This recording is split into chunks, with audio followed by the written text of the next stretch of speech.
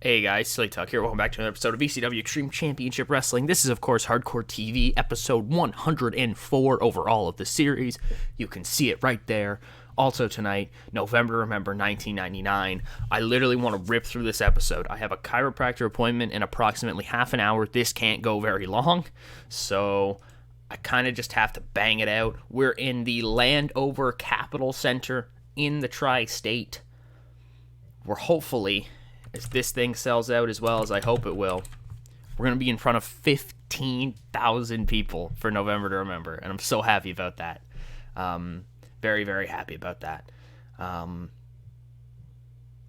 It's a big fucking show. Let's do the go home. We kick off with a 76 B- as Tommy Dreamer, Abyss, Percy Pringle, they're in the ring for the contract signing that was mentioned last week. They're all... it's kind of a normal contract signing, you know what I mean? There's some words back and forth. Dreamer talking about how, he's not going to give up, blah, blah, blah.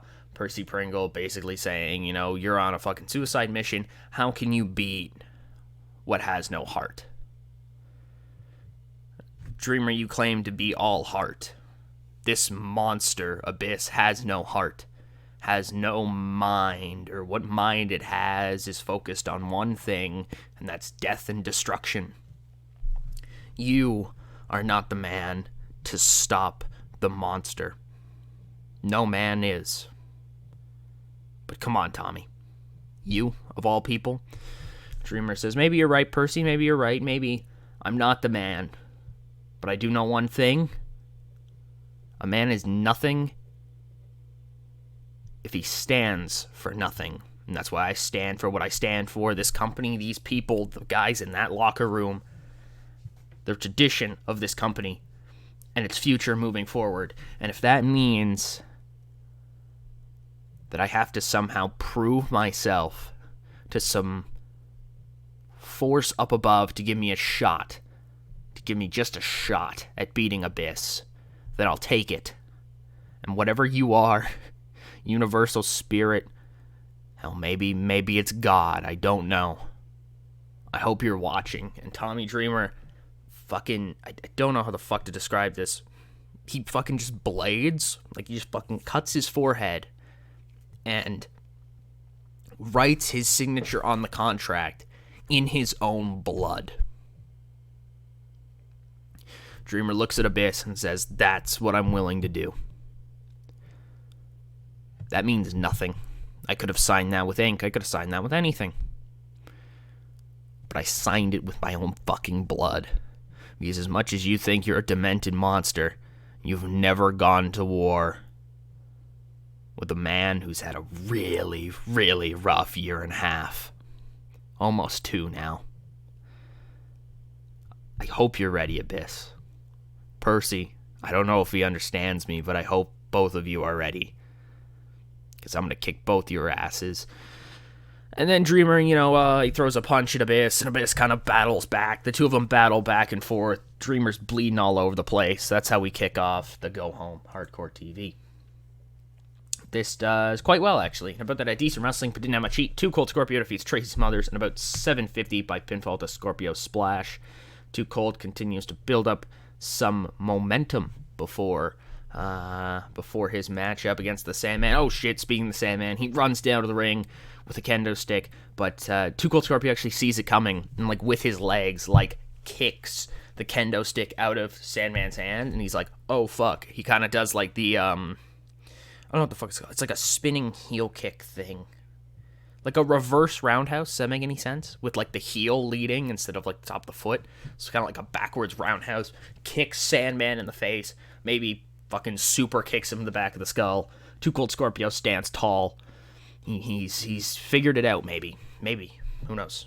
We'll figure it out next episode. We've got a little Guido promo on Sabu. Guido says that everybody's counting him out. Everybody thinks he's crazy for doing what he did, but he knows better. Because little Guido is a monster. He's a killer. He's the leader of what could easily be the most dominant faction in the history of this company, in the history of pro wrestling. And it all starts at November to Remember. He's going to put Sabu down like the dog he is. The dog with the mange he is. And he's going to keep building his way up to the ECW World Heavyweight Championship. Wow, shit, this is really good. 81B, and about that I had great wrestling, decent reaction from the crowd. Kurt Angle defeats Matt Hardy in 12:30 by pinfall with an Angle slam. Awesome, awesome, awesome. Kurt is a god. Kurt Angle builds momentum leading into his match against Ultimo Dragon. Holy shit, 100 A-star. And he just cuts a promo on Dragon and runs him down. You know, he's talking about how pro wrestling was created. Fuck it, let's just make him fucking racist, because fuck it, America, right? You know, Ultimo Dragon is a foreigner coming to steal the opportunities of American wrestlers. This is an American company. We should not be importing wrestlers. That's the promo. We'll go with that. Paul Heyman talks to Chris Candido and Lance Storm about last week. He says, so, you know, as you guys saw, the main event ended in a stalemate, in a draw among the three teams. He's like, so I've talked to Gabe. I've talked to a couple of the marketing guys, and we think it's probably best that at November to Remember, you defend your championships against the Hardy Brothers and the Dudley Boys and the Suicide Blondes in a fatal four-way tag team match. Four-way tag team match, yeah. All right, boys, have fun. And Paul kind of like dips before Candido and Storm get proper angry at him or try to beat him up or something. So boom, there's a tag team title match. This is okay. This is about what I expected. In a 56C minus, Mike Awesome defeats Big Dick Dudley in 5:55 by pinfall with an awesome bomb. Really quite an okay kind of matchup, I guess. It's kind of just to get Awesome on TV. Here in a 76B minus, so we're backstage or something like that, kind of going through locker room. Maybe we're doing like a promo with somebody when all of a sudden, like, oh shit, we like hear like a big noise, and we kind of turn the camera, and it's Shane Douglas and Chris Jericho with kimono watching on, and the two of them are just brawling. They're just throwing each other through shit. It's, I think, like a 4-minute, 5-minute segment, so it's pretty long. Like, it's just these two beating the shit out of each other all around the Landover Capitol Center. It's kind of somewhat comedy-based, because I imagine Chris Jericho, you know what I mean, he could bring some comedy to it, but it's mostly somewhat serious. The two of them, obviously, very much not liking each other on their way into November to Remember. And those two will square off in November to Remember, you know, because that makes sense. What is this? Okay, we've got a Tosetsuba promo with Tajiri and Hayabusa right before our main event, which I hope does really well. Remember, Raven and CM Punk versus Taz and Rob Van Dam. Okay, so anyways, Tosetsuba, they cut a promo. They're talking about how soon they're going to be back in the tag team title hunt, right? It only makes sense. All three contending tag teams, like kind of the top contenders, are going to be in this match come Sunday. There's no way that Tosetsuba aren't next in line for a tag team title shot. They're the next most successful tag team. You could argue Guido and Mamaluke, maybe, but obviously Guido's more focused on singles success right now. Maybe Tracy and Tony could do something. Smothers and Mamaluke? No, I don't know. But Tajiri and Hayabusa are they're going to be training hard. They're anticipating a shot in the future because they've been working quite well together. You know, singles matches maybe not so much, and I give them the occasional tag team loss against kind of the upper boys. But I think that these guys definitely have a good future with them, the two of them. I like them as a little tag team. It's good. Main event, 81B. I'll take it. I will take it. Oh, fuck. Raven fucking hurt himself. Oh, I swear to God, bro.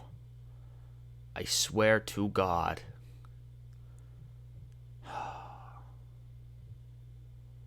Fuck.